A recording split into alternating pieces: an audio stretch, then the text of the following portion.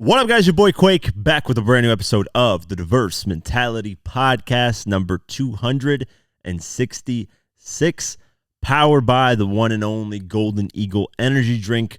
Make sure you get yourself a pack of that amazing energy drink. They sponsored all season 4 of the podcast, so shout out to them. They're big supporters, so support them. You support them, you're supporting me. So go to drinkgoldeneagle.com/DMP and support them, please. Thank you so much. And I want to talk about going live for the podcast that we had planned. I'm still having issues with the live streaming. I still don't understand where things are going wrong, but I'll figure out by the time I have the date set. So the date for you guys is March 8th. And the time I will be going live will be 8 p.m. Eastern. Okay? 8 p.m. Eastern. At that time, on that date, if you want to get on live, I'll be going live, and we will be on the YouTube channel, by the way. The Diverse Mentality Podcast YouTube channel, not on the main YouTube channel. I want to go live on the podcast channel just because I want to grow it, there and not confuse people between the main channel and the podcast channel. So I will be going live on there. We'll see what kind of audience I'll get on there because it has a lot less subscribers. So we're going to see, how that's going to work. But I've come up with the perfect debate question to ask, or at least what I think is one of the best debate questions.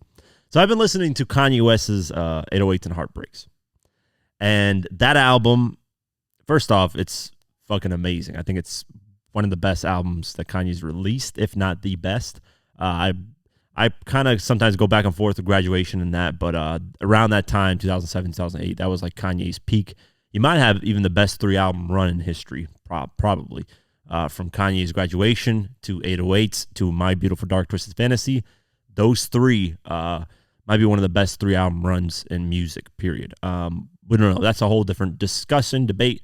But I've been bumping that album, and, I was, thinking about the album, and I was like, wow, Kanye was in a point in his life where just everything went, he was at the top by beating 50. At the time, 50 was the most dominant hip-hop artist, sold the most during that time frame that he was active, from 2003 till 2007. He was the best-selling hip-hop artist, period. There was nobody that was even coming close to him. Both albums going diamond, and then, you got the third album going triple platinum, so he was doing numbers regardless, and everybody around his label was doing numbers. So at that moment, 50 was the dominant number one thing. Kanye then comes in, beats him, and now all eyes are on Kanye. Kanye's on top of the world, happy as hell he beat him. He's number one, and he's scheduling to release his next album, Good Ass Job, as the follow-up to Graduation. Unfortunately, though, roughly a month after beating 50 in October of 2007, his mother passes away due to a surgery that she had planned. That, of course, losing your mother is something next level that's going to affect you. That happens. Then, a couple months later, his fiance that he was engaged to and was with since 2002, I believe. I don't remember the exact year, 2001, 2002. She then, breaks things off with him as well. So now you got, the only woman in your life that knows you the best passes away.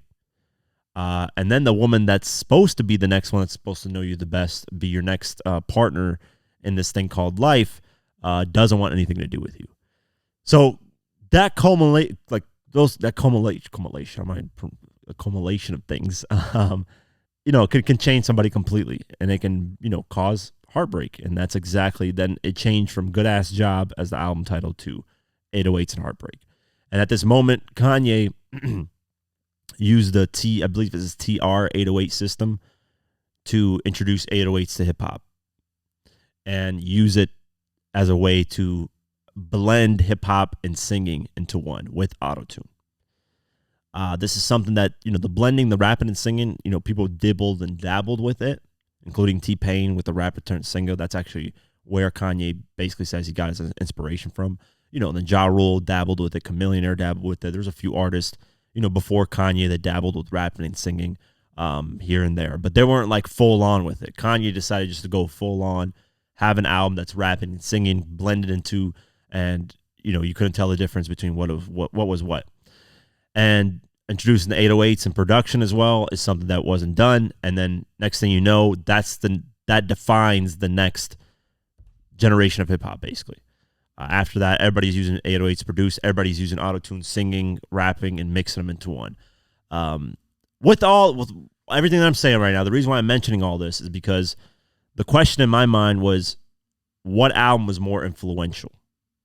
50 Cent's Get Rich or Die Trying or Kanye West's 808s and Heartbreaks? And I just threw this question up on Twitter because I was just curious to see how people would respond.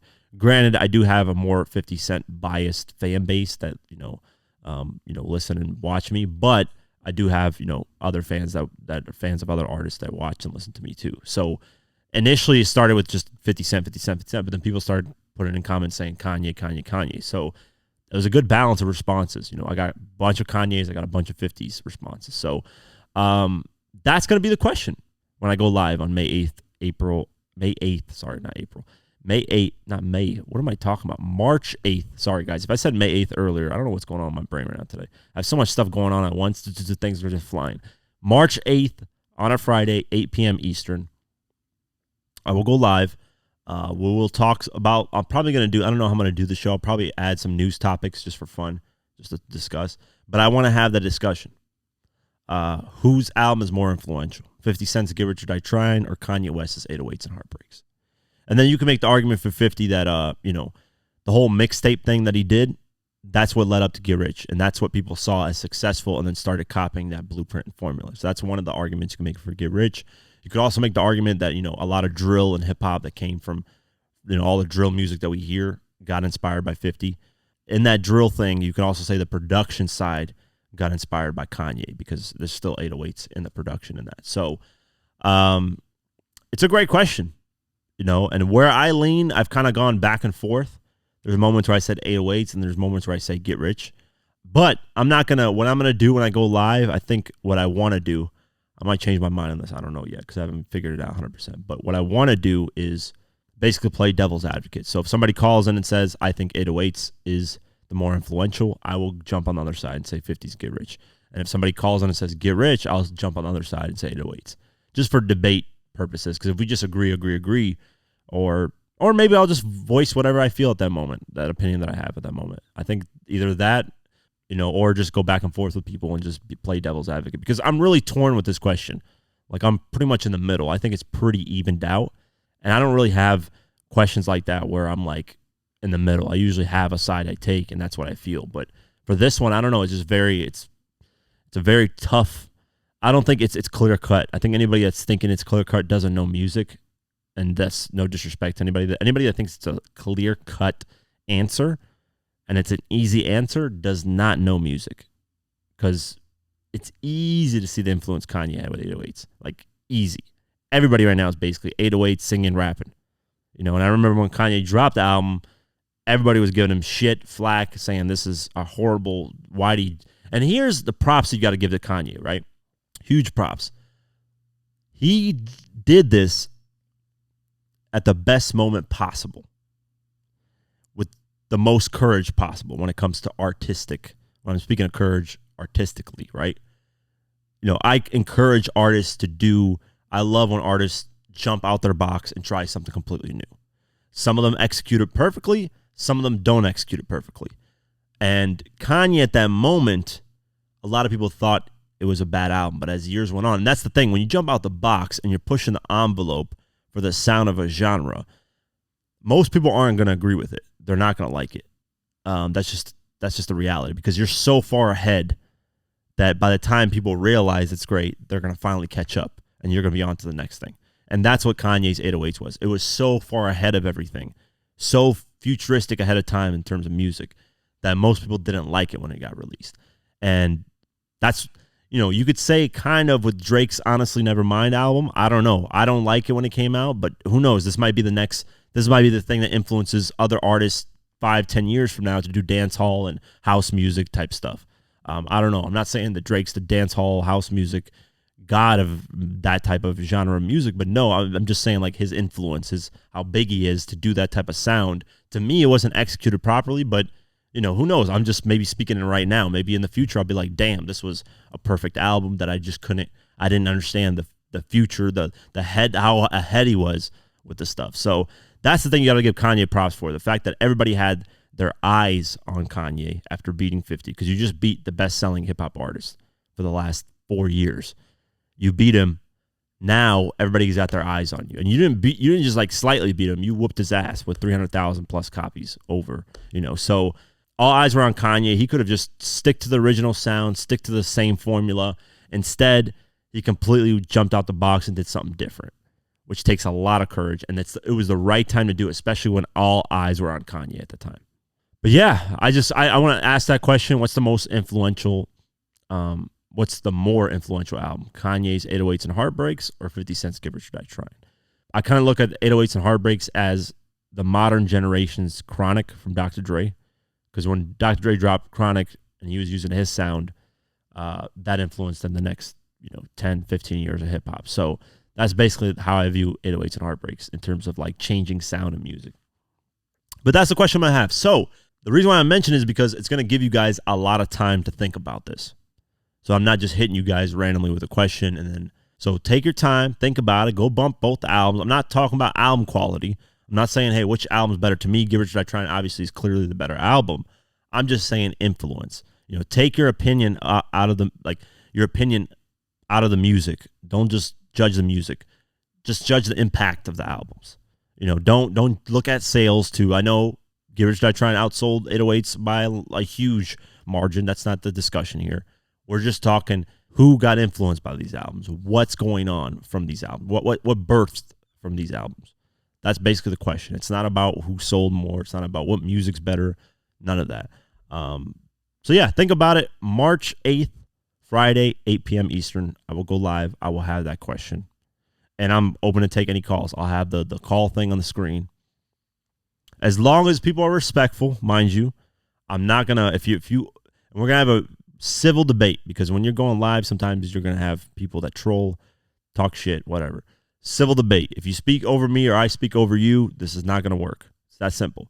I will not tolerate any of that stuff. I don't care if you've been watching me your whole life and you support me and everything.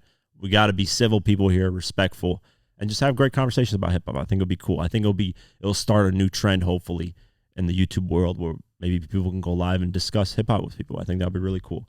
I don't know if nobody's really doing that right now.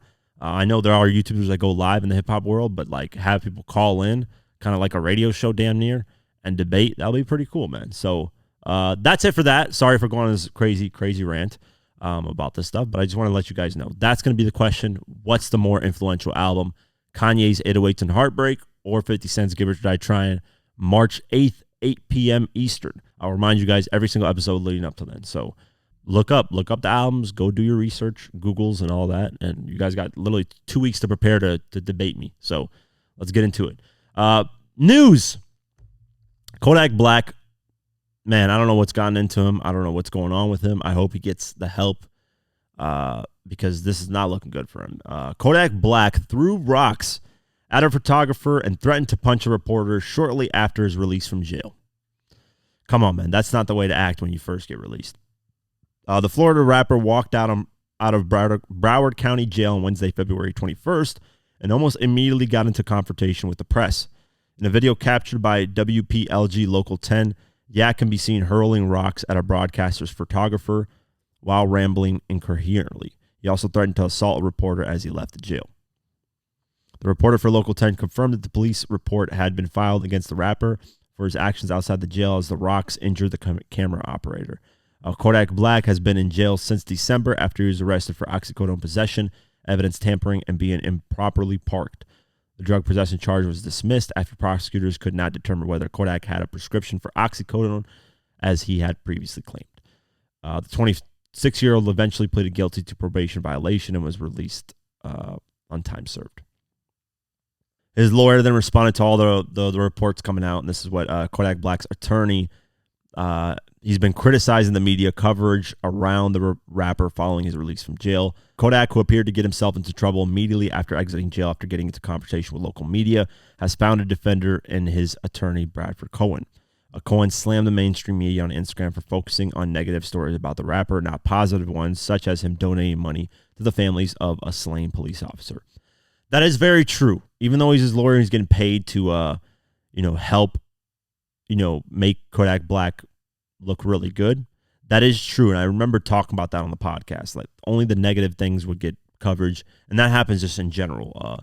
You know, if somebody were to slap, if a rapper were to slap somebody, Will Smith slapping Chris Rock or whatever, that got way more coverage than if Will Smith the next day decided to donate, I don't know, $100 million to starving, people around the world. I don't know. That would not get as much coverage as him slapping Chris Rock. That's just the reality situation. And it's unfortunate. And I remember talking about that on here. This is what the lawyer had to say. So he's got 2 posts here. He said this: I'm sure the mainstream media won't carry it. TMZ TV will probably only run something negative. But we know how Kodak Black moves and what he's been doing since day one. It's a shame when people only want negativity on someone. In a separate post, Cohen wrote, in typical Kodak fashion, he just pledged to donate to the college fund of a 2-year-old and a 5-month-old, whose father was a Minnesota officer killed recently in the line of duty, expecting his second son this Friday. He knows how important family is and hopes it helps relieve some burden. I mean, his lawyer's job is to, make him look as good as possible. But I mean, it's on Kodak as well, man. Don't, the news wouldn't report this type of stuff if you didn't do it. Nobody's reporting on, I don't know, Birdman rubbing his hands together and starting a fire and slapping somebody. I don't know. Like, come on, guys. You can only report on things that actually happen. Now, in the future, with this AI shit that's going on, it's going to be very scary out here. But because now they're already having AI video being able to make high quality, content that it would take like people millions and millions of dollars to finally complete. They're probably going to be able to make movies just off of typing in what you want from the AI machine, which is crazy. But right now, despite all this, don't give them, more stuff to talk about, Kodak. Stay focused on your path. Do better. You're 26. There's no excuse anymore. You're not young, 18, 19-year-old that was messing up. You're not 20, 21. You're 26 with children. At this point, man, get your shit together. Your frontal cortex is developed at this age, I believe 26, 27, somewhere around there. No more excuses, man. Especially when you hit your 30s, I don't want to hear shit about anything. At that point, you are who you are. If you're somebody who likes to get in trouble and get locked up, that's just who you are as a person. The chances of you changing is very slim at that point. In your 20s, you're 26, so you still got a little bit of leeway, but at the end of the day, you have children, you have a family, you're older now, and I was about to say old, but he's not. You're older now, and, you're famous. You're somebody that people look up to. So act more accordingly, man. Come on. You just got out, act more professional. Jimmy Iovine, some reports. This is an update because we reported on this while Diddy was going through his sexual assault lawsuits. Turns out Jimmy Iovine's has been dropped. No surprise there. I kind of seen this kind of coming. But let's go over the article. Jimmy Iovine has one less lawsuit to worry about as a sexual assault accuser has just dropped her case against him. According to Rolling Stone, the anonymous woman's attorney released a statement stating that the matter has been satisfied to his client's satisfaction, meaning Jimmy Iovine cut a check to her. That's basically, if you're settling something, that's basically what's going on. The matter was resolved to the satisfaction of the parties, Roger Widger said in a statement to the outlet on Tuesday, February 20th, while pointing out that the discontinuance had been filed with the court on February 15th. The discontinuance filed on 15th has been filed with prejudice, meaning that the matter can never again be brought before the court. Yeah, this was filed back on November 22nd. This is right when, Diddy's going through his stuff in New York. So she alleged she was sexually abused, forcefully touched, and subjected to sexual harassment and retaliation in August 2007. So apparently Jimmy Iovine cut the check, and it's done. It's settled. So I don't know if he did it or not. Who knows at this point? Or the woman just want money. Personally, if I didn't do something, I'm never paying the person. I don't care. I'm fighting it because my name needs to be cleared. I will fight it. Spending all my money on lawyers, I don't give 2 fucks. I'm that type of person where I just cannot let somebody lie on my name and then just give them money and settle it. They just basically robbed me. That's what they did. I'd much rather lose more money fighting it to protect my name so my name is cleared than just settle something, because that makes me look like I'm guilty. And I always go back to the Michael Jackson thing. Had Michael Jackson not settled the first case, he would have not got accused of a lot more things. At that time, his lawyer, I think, advised him to settle it. It wasn't Michael Jackson that wanted to settle it. I think Michael Jackson did want to settle it, but his lawyer was like, settle it. And then, Michael was like, all right, I'll settle it. And Michael didn't want to deal with the stress of it and stuff like that. So I've talked about it before. But, I would never settle these things. But, it's done. Apparently it's closed too. So it's filed with prejudice, I guess that's the term. So there's no more of this ever coming up again. Another episode, another update on more sexual assault lawsuits. I know you guys are probably tired of hearing this because there are so many lawsuits filed over the course of like 3-4 months and just over the course of having this podcast that I always got to keep you guys updated on what happened. We just talked about Jimmy Iovine. That's closed. It's done for. Trey Songz, his 2015 sexual assault lawsuit has been dropped. So let's go over the article. Trey Songz is in the clear for now in a lawsuit stemming from a 2015 incident where 2 women alleged that he sexually assaulted them at a party. According to court documents obtained by Radar Online on Friday, February 23rd, the alleged victim's lawyer said he was dropping the complaint without prejudice, which means it could be refiled in the future if they choose to. A reason for the dismissal has not been made clear. Interesting. As previously reported, the pair of the unnamed women sued Trey Songz in October of 2023, accusing him of forcing himself onto them to have non-consensual sex at a Los Angeles party in 2015. Per the documents, the woman met Trey in June of that year while attending one of his concerts, where they were invited to an after party he was hosting. They say they established a rapport with Trey Songz and were invited to his birthday party at his house later that summer in August. The woman claimed they were forced to give up their phones when entering the party. They believe they were drugged as they felt very drunk despite only drinking a modest amount. They claimed to have passed out in an upstairs bedroom only to wake up naked with Trey performing oral sex on one of and fingering, the other. Songz allegedly then demanded that they all shower together, but when the girls refused, he became enraged and kicked them out the next morning. Trey Songz' attorney, Michael Friedman, denied the allegations. He said this is yet another example of nearly decade-old allegations being repurposed to take advantage of California's constitutionally questionable new look-back window, he told TMZ. So the lawsuit has been dropped, but there's no official reason. Did they come to a settlement? Did the woman just, lie? Who knows, man? Did the woman feel guilty? Maybe she lied, and that's why she's suing. Maybe, like I said, Trey Songz potentially settled with her, paid her. We have no idea. There's multiple reasons that this could have happened, and but they're not doing it with prejudice. Like, the Jimmy Iovine thing, it's with prejudice, meaning it's done, it's finished. They can't reopen this. With Trey Songz, it's not with prejudice, so this can be reopened at any given moment. I actually had a lawsuit where I sued somebody, and he wanted it with prejudice, and I had to agree with it. This was when I paid this guy to develop a music app for me. This is when I was working on a music app. And, he took all my money, barely developed anything, and ended up, suing him, sending papers, court documents, saying this, this, and this. He said, listen, I'll give you everything I finished. We settle that. Boom. And there you go. I didn't really get a good deal out of it because he just gave me the files that he did, which wasn't much. And I didn't get my money back. And this is when I was like really, really broke. I was nowhere near making anything what I was paying him. Like I was paying him way over everything. And I was living like a bum basically. And this is way before YouTube. This is when I was doing my hip hop website. And I actually saw this app and there's still stuff on this app that I think would still do really well. But I just don't have the time and resources to do it anymore. I think I'm going to scrap it at the end of the day because this app, it was going to be something for music that I could still potentially do in the future, but we'll see how AI and all this stuff comes, and it works. But, it was an app that changed the way we consume music.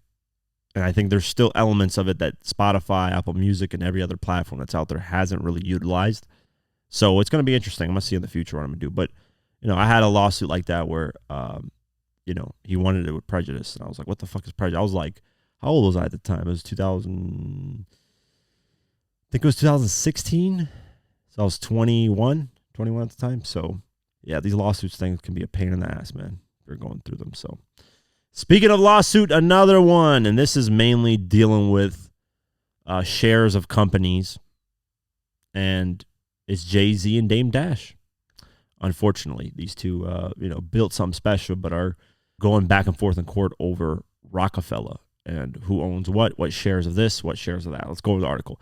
Jay-Z and Dame Dash haven't seen eye to eye in quite some time, but Hove has interjected himself into his former business partner's current legal matters. According to documents obtained by Radar Online on Friday, February 16th, a judge ordered Dame to sell his shares of Roc-A-Fella Records after he allegedly refused to pay a $823,000 judgment to movie producer Josh Weber that stemmed from a 2016 film, Dear Frank.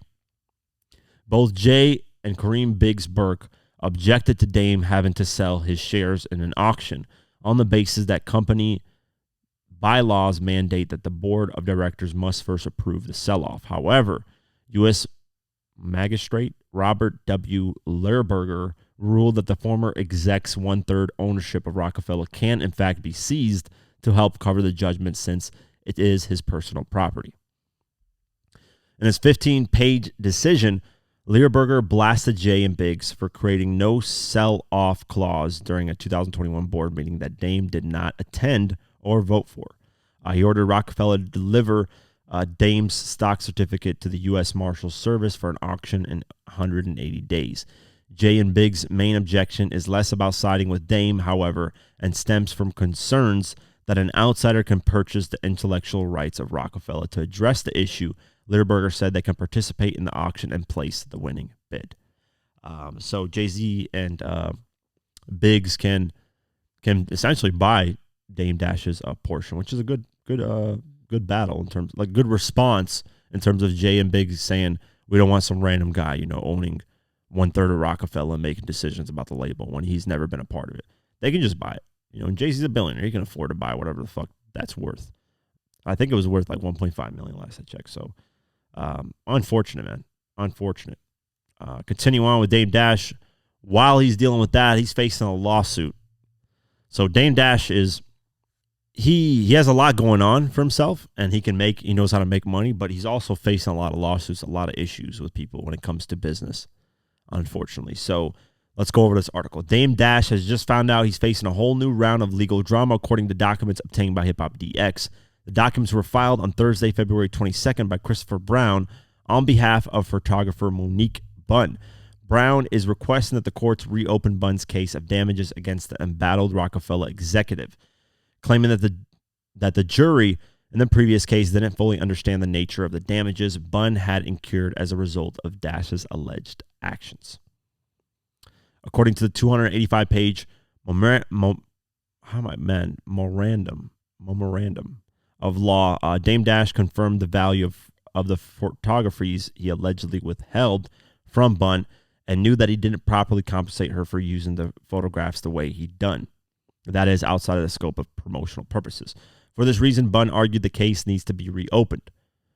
Let's go over it. The evidence at trial, which was uncontroverted, established that each photo is worth $1,500, which should have resulted in a verdict for at least $384,750. Whoa, hold up. The evidence at trial, which was uncontroverted, established that each photo is worth $1,500, which should have resulted in a verdict for at least $384,750,000. What?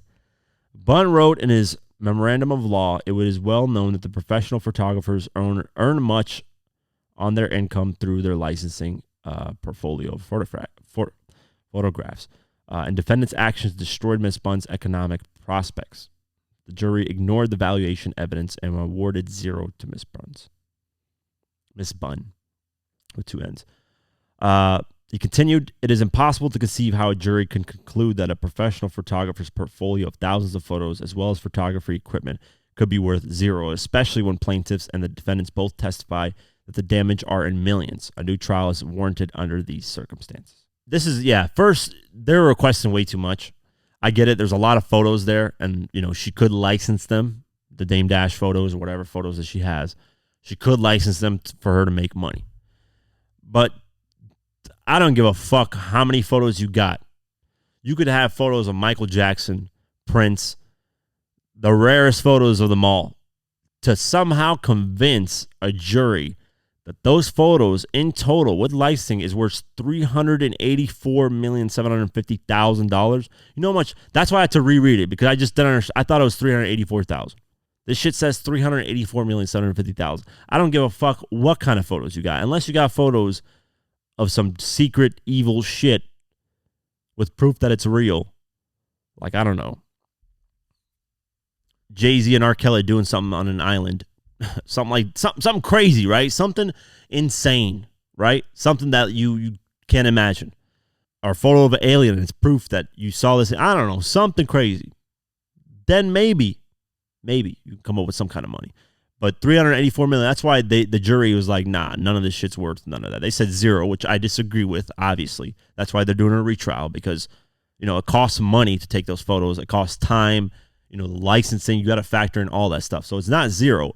I think if she was awarded $1 million, $2 million, that makes sense, depending on how many photos there are, depending on, what could be licensed, depending on all the work she did. Yeah. Hell, push it to $5 million. But damn near $400 million, you've lost your damn marbles. And whoever is the lawyer here, I don't know all the details, just based off what I'm reading, that is utterly ridiculous. Nobody's gonna pay $400 million for some fucking photos that in a lawsuit. Nah, that's why they didn't. The jury was like, get the fuck out of here with this shit. Like, I get it, you're trying to become rich off of this, yes, but do it. Like, I don't understand when people sue.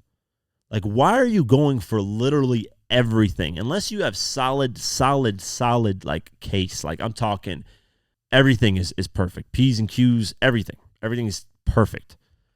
Then you can ask for a certain amount. But even then, you have to be smart about how much you ask in these lawsuits. Because when you over ask, the jury's gonna look into it and be like, what the fuck are you thinking? And they're not gonna side with you on this situation. She should have asked for like 2, 3, 5 million. Let's just say she got 3 million, right? Probably 500,000, maybe 750, maybe even $1 million. Go to lawyers and all this court fees and stuff. Okay, you're down to 2 million. Taxes come in, they take about 800,000. You're down to 1.2 million. You now have $1.2 million you never had before. You could take that money and invest to do all kinds of things and flip your business and get more photographers and all kinds of shit, man. This is what I'm saying. People get too damn greedy in these lawsuits. Ask for what you think is common sense, what's going to make sense. You don't just ask for $400 million and be like, fuck it, I'm going to get it because I have all this proof and evidence. Hell no, man. That's ridiculous. And if Dame lost that, whatever Dame says about the music industry, I would believe at that point. They're just trying to get that man out of here, man, because at that point, it's like, it's got to be a conspiracy theory because that shit makes no sense. What the fuck? That's why I had to reread it. I was confused. I was like, am I seeing the right numbers here? Wild, man. We'll keep our update on this and see if the lady actually comes to her common sense and brings the value down. Before we continue, I want to give a shout out to Golden Eagle for sponsoring this podcast. Yes, if it wasn't for Golden Eagle, this podcast wouldn't be possible. If you're looking for an energy drink that doesn't tear a hole in your pocket, Golden Eagle energy drink is the one you want to get. Golden Eagle has the smoothest taste with no aftertaste. You don't get acid reflux when you drink it, and you will save a lot of money. So check out Golden Eagle at drinkgoldeneagle.com/DMP. The link is in the description below. And how do you think this podcast would be possible without me having energy to do it? Come on, guys. You guys got to remember this. I need energy to do this stuff, man, because there's a lot of crazy topics. So look how smooth this thing sounds. Look at it. Oh, my God. It's fresh. Look at that Golden Eagle. Look at the can. It's so beautiful, too, man. Look at that. That's so fresh, man. So fresh. Golden Eagle energy drink. Go to the link description below. That's drinkgoldeneagle.com/DMP. Let's continue the episode. French Montana, Frenchie Vanilla. Frenchie dropped a new album, Mac and Doo-Doo 5 or whatever it's called. I don't even remember, Mac and Cheese or something like that, or weird garbage album title. But, Frenchie's ass cheeks, so I don't expect much from him. French Montana has revealed that he stopped his plans to buy back the block. Remember that William Roberts song with 2 Chainz and Gucci Mane? It's called Buy Back the Block. Shout out to William Roberts, man. He makes some good music here and there. I'm not gonna lie to y'all, man. He revealed that he stopped his plans to buy back the block when Nipsey Hussle was murdered. So this actually was a discussion when Nipsey passed away. Should you be going back to your neighborhood and helping people? Which is a weird discussion, but let's get into it. So he appeared on The Breakfast Club, And he talked about it. So let's play the clip. You also on Dirty Bronx, you talk about buying your block, but you said that the Nipsey situation made you pause. Yeah. Can you elaborate on that? I mean, I feel like watching that video with Nip was like one of the most disgusting things I ever seen in my life. And I feel like he would and all he was trying to do was just try to change his neighborhood and just bring some great things back and try to buy his block. And I feel like watching that scared me away from trying to do the same thing. And you know, because look what happened to Chinks. Chinks got shot in Queens. You know what I'm saying? Look what happened, you know, to a lot of people that don't have a name. You know what I'm saying? A lot of fallen soldiers. So I was just like, you know what? So why come back? Why come back and do that when I'm just seeing everybody around me just fall into it? Damn. So how did you overcome that, or have you overcome that? Shit, I went to Calabasas. Got out of Dodge. but I still come back. But it just, you know, at the end of the day, it's just, you know, it always come from the inside. You know what I'm saying? So you just gotta be careful how you let people get in contact with you or touch you. You can't be just easily touched or easily get in contact with easily. So anybody could pull up on you to do anything to you. You know what I'm saying? You gotta be able to be like a hawk on top of the mountain, just watch your prey. Whenever you want something, you just go handle your business and dip. I feel like that's like advice for anybody that's making real money, that got a lot of jealousy that come from where we come from. You know what I'm saying? It should never be a situation where somebody can go to the block and see you at a store or this and that. When you know, some people, what Jay-Z said, broke niggas don't want no cash, they just want to kill you. For the name. French Montana has a great point in be like a hawk, you know, watch how you move, you know, get what you need to get and get out. You know, that's actually very great advice. And anybody with money and any type of notoriety needs to move like that.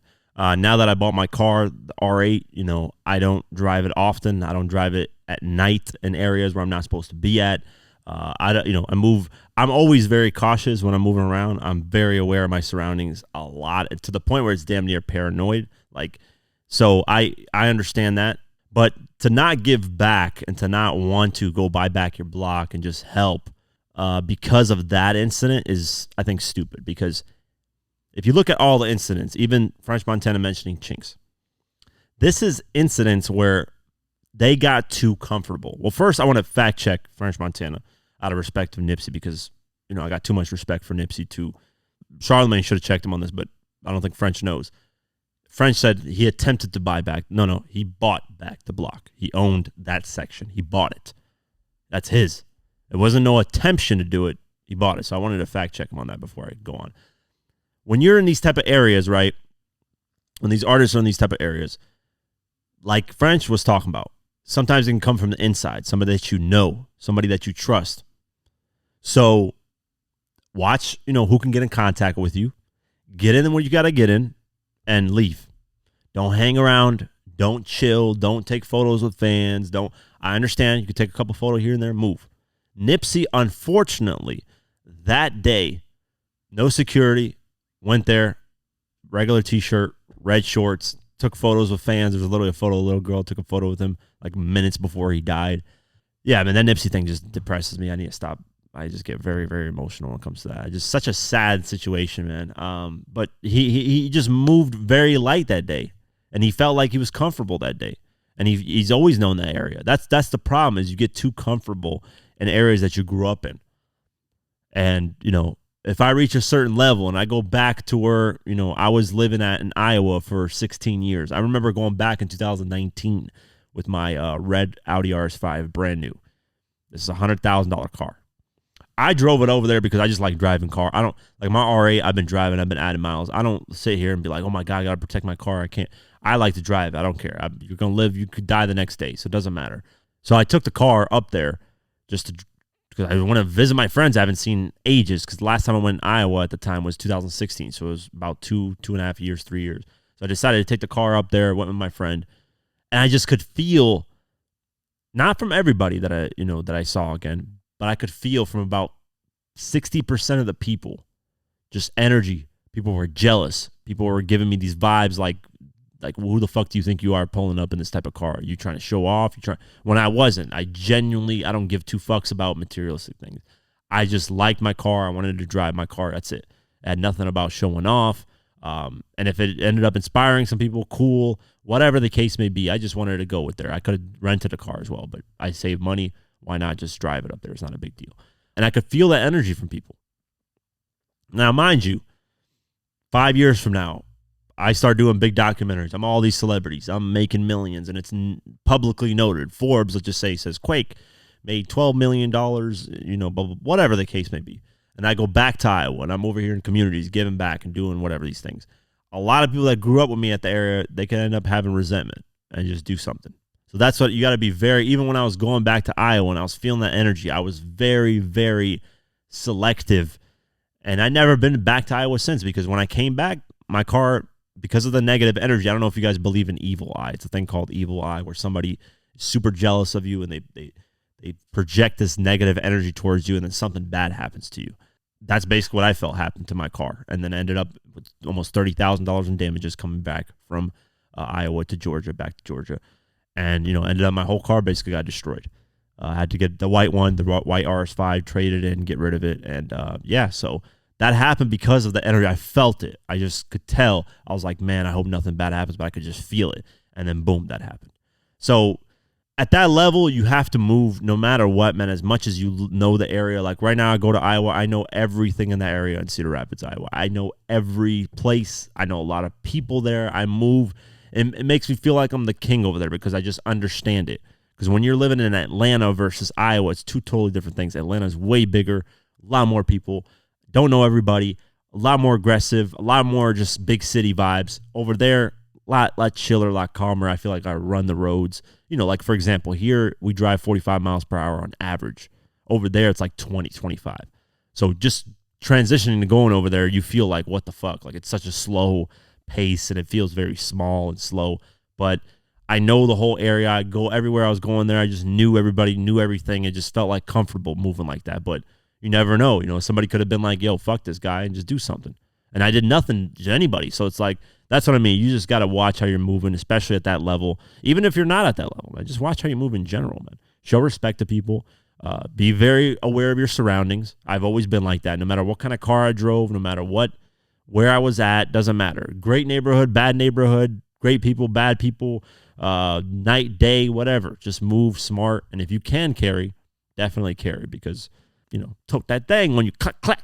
You know what I'm saying? So, yeah, man, the fact that pushed French Montana from helping, that's stupid, man.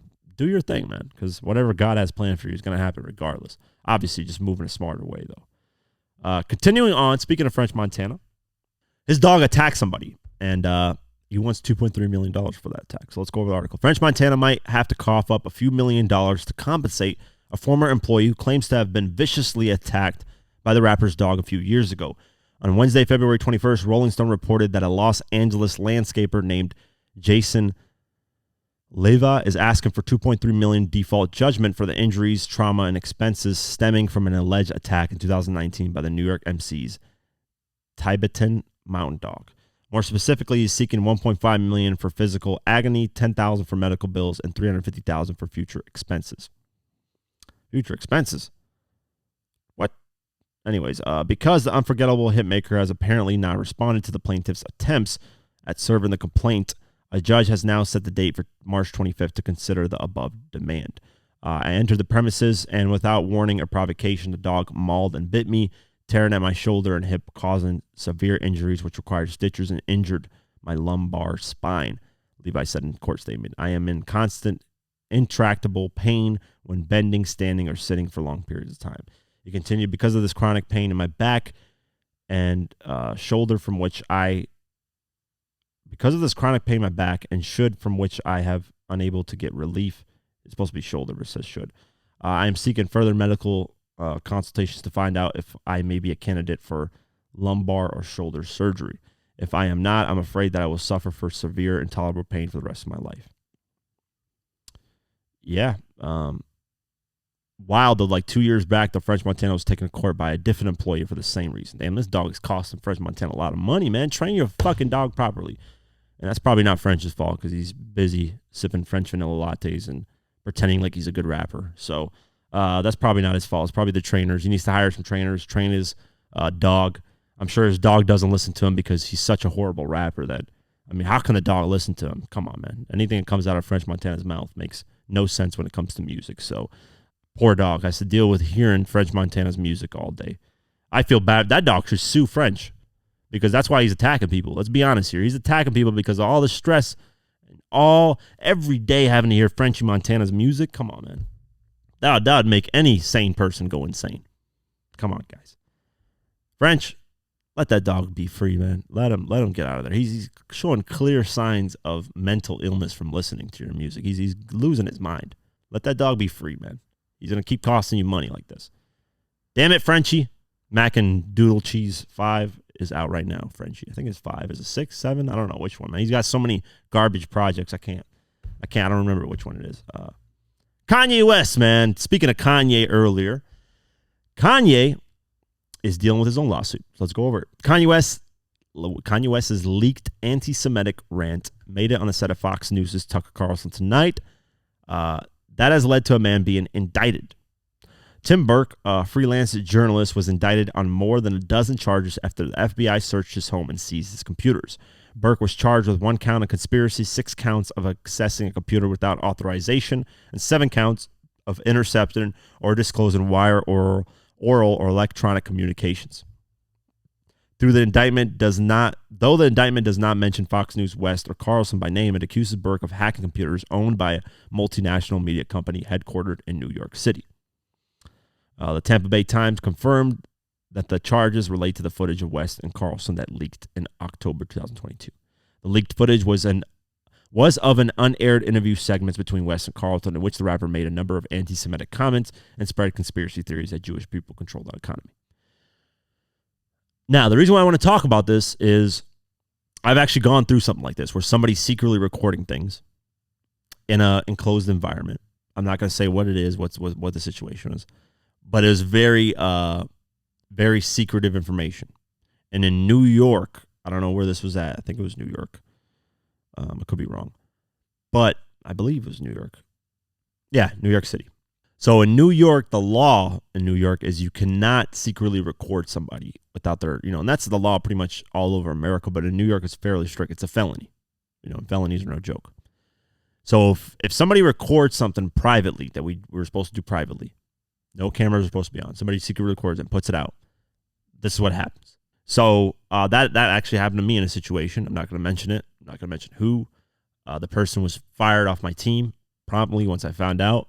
But if this person decides to leak whatever that person wants to leak, I have my lawyers ready. They're going to be on his ass like a pound of fucking hyenas, bro. I'm not even playing because that shit affects things, not for me because I didn't do anything wrong or say anything wrong, but the stuff that was going around at that time was private stuff playing, private stuff people, mentioning. So I'm not going to get into too much stuff, but this happened a couple of years ago. So, yeah, I want to keep my eye on this just to see what happens. But, yeah, we'll keep our eye on this.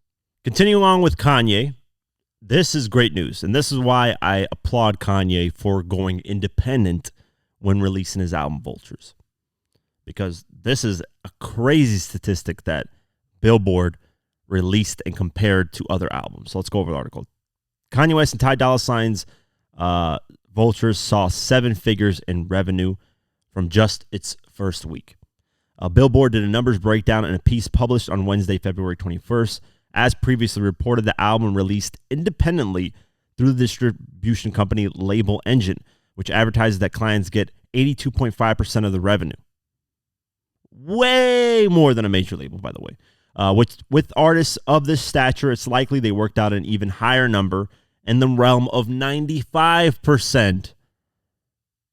Imagine you as an artist actually owning 95%.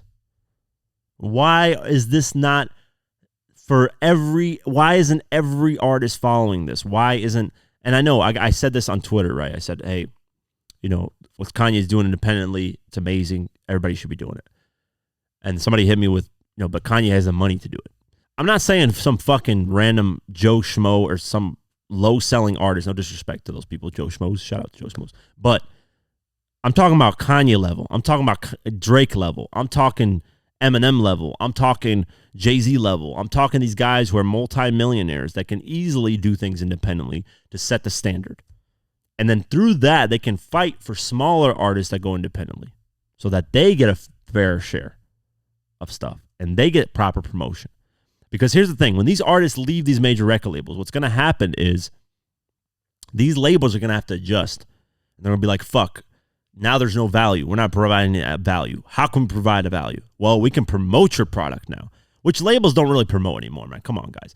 When it comes to, oh, you signed to a major label because they're going to push your shit out more, yeah, you might get something here and there, but they're like, it's not that major as it once was. An independent artist now can promote just as well as a label, damn near better sometimes. Tom McDonald, whatever that guy's name, who did this song with Ben Shear or whatever, McDonald, whatever his name is, independent, but he's pushing his shit and he's publicly known, millions, owns all this stuff. I mean, that's the route to go, but it takes time. And if all these major artists leave these labels and decide, hey, we're going independent, these major labels then got to adjust and they'll start giving more percentages. They'll start promoting better. They'll start hiring more people to do more proper things. That's not going to happen until like more artists do this. So salute to Kanye. Continuing the article, with that said, Vultures did 169 million on-demand streams in a week, in week one, which equates to around 892,000 plus approximately 145,000 from actual sales. That doesn't even factor in global streams and publishing. So the magazine estimates the pair have generated well over $1 million already. Now, you're like, oh, what's $1 million to Kanye? He's worth 400 million, damn near a billionaire, was a billionaire. It doesn't matter. It's not about that. It's about this album. They own this album. They own the publishing. They own all this stuff. Granted, some songs are going to have portions mixed with because of samples and stuff. But a lot of this they own. A lot of it. So it's going to stack up over time to the point where this album's going to make, if people keep bumping it and keep listening to it, it's still part of the culture and people still fuck with it. There's going to be a portion in a time where this album makes more than his albums that were released that are classics because labels own more of them. Continuing on, what's more impressive is that the album didn't even have a full week to do these numbers, as it arrived on Saturday instead of the traditional Friday. In addition, it was met with multiple hiccups, which we know, songs getting removed, album getting removed, replaced, removed. And then the album was temporarily, so it just talks about all those things. And then Billboard made like a comparison. I don't know if they have the article. I can't find it on here, but basically Billboard made this comparison. Let me see if I can go on the actual Billboard article and see. Contrast this with the situation West faced at the start of his career in a major label system. Images of old contracts tweeted in 2020 indicate that when he made College Dropout, he earned 14% royalty on albums sold, as in the U.S., as is typical in a royalty deal. West's old contract notes that no royalties shall be due and payable until such time as all advances have been recouped. The recoupment comes out of an artist's share, meaning that measly 14% rate has to do all the heavy lifting to earn the advances back. So 14% of his classics is what he owns in terms of revenue. And that's after he recouped everything. So he has to make the money back that he spent on the album. After he finally makes the money back, then he gets 14%. That's nothing compared to 90, 95, 85, 80.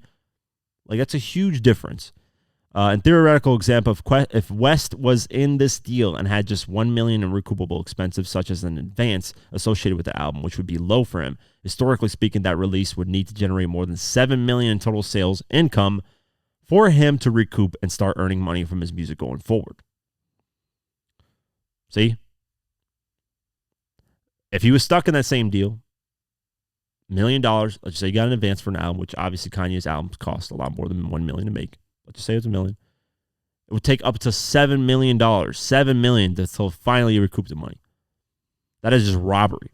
I can't find the breakdown, the more breakdown of the sales and stuff, but basically, independence is the route to go, especially for artists at this level. I can't wait to see what Vultures 2 does in terms of sales and, impact and all that stuff, because Timbaland tweeted out that it's on the way, so we'll keep our eye out for that. Speaking of new music, Frenchie Vanilla dropped, like I said, Mac and Doodoo Cheese 5. Lil Durk dropped a song called Old Ways, which is dope. Quavo dropped Himothy. Central C dropped I Will. Dog dropped Going to the Top. Saweetie dropped Rightivities. Kid Cudi dropped the Insano Deluxe version. Young Thug, Strick, and James Blake dropped Kisses Make Sure. Cassie Veggies dropped Nostalgia album, his album. And Uncle Murder dropped The Story of Lenny Grant. So check that album out, G-Unit release. I was supposed to go live to react to it, but my shit is like acting up. I still keep having that issue where it freezes because I've been doing test runs, but I've been trying to change things up. So we'll see. We'll figure out by March 8th. I promise you guys I'll figure this out. Album sales. So this is the confusing part to me. Hits Daily Double, which is where I normally go for album sales, reports that Kanye's and Ty Dolla $ign's album's number 2. They report Yeet as number 1. So yes, Yeet dropped his album 2093.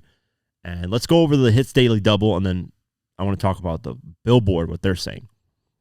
I don't know what the difference is. I don't know why Billboard and Hits Daily Double have different stuff. So Yeet on Hits Daily Double is number 1 at 72,597 copies. Now, it is such a close race that it's ridiculous. It's like by 150 copies is the difference here. Kanye West and Ty Dolla $ign's Vultures 1 is at number 2 with 72,418 copies. So not much of a difference.